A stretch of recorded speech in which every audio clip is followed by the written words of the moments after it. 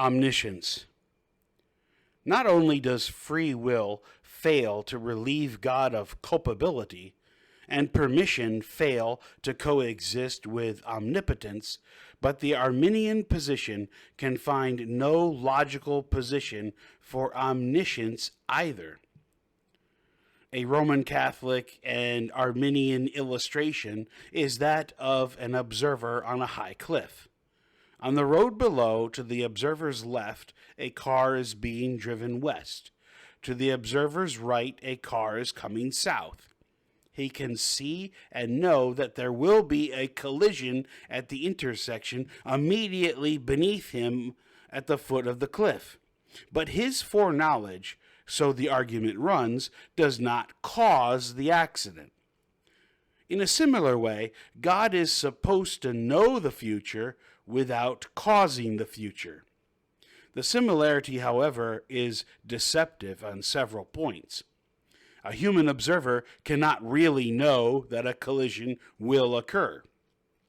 Though it is unlikely, it is possible for both cars to have blowouts before reaching the intersection and swerve apart. It is also possible that the human observer has misjudged the speeds, in which case one car could slow down and the other car could accelerate, so that they will not collide at the intersection. The human observer, therefore, does not have infallible foreknowledge. No such mistakes can be assumed for God. The human observer may make a probable guess that the accident will occur, and this guess does not make the accident unavoidable. But if God knows, there is no possibility of avoiding the accident. 100 years before the drivers were born, there was no possibility of avoiding the accident. There was no possibility that either one of them could have chosen to stay home that day, to have driven a different route, to have driven a different time, to have driven a different speed. They could not have chosen otherwise than as they did. This means either that they had no free will or that God did not know. Suppose it be granted just for the moment that divine foreknowledge, like human guesses, does not cause the foreknown event. Even so, if there is foreknowledge, in contrast with fallible guesses, free will is still impossible. If man has free will and things can be different, God cannot be omniscient. Some Arminians have admitted this and have denied omniscience, but this puts them obviously at odds with biblical Christianity. There is also another difficulty.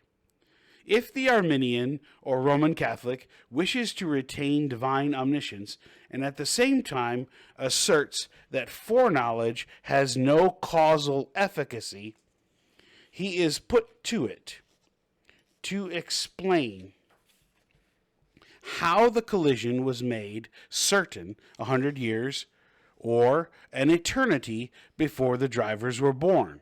If God did not arrange the universe this way, who did?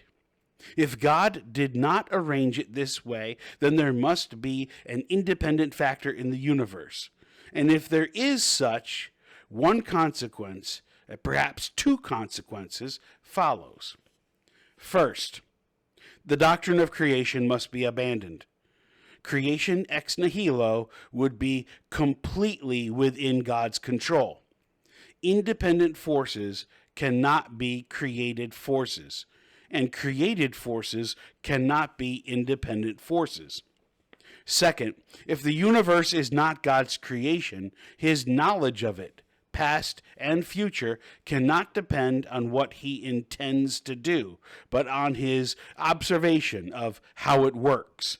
In such a case, how could we be sure that God's observations are accurate?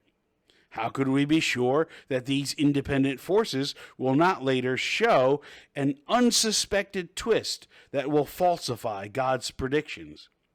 And finally, on this view, God's knowledge would be empirical, rather than an integral part of his essence, and thus he would be a dependent knower. These objections are insurmountable. We can consistently believe in creation, omnipotence, omniscience, and the divine decree, but we cannot retain sanity and combine any one of these with free will.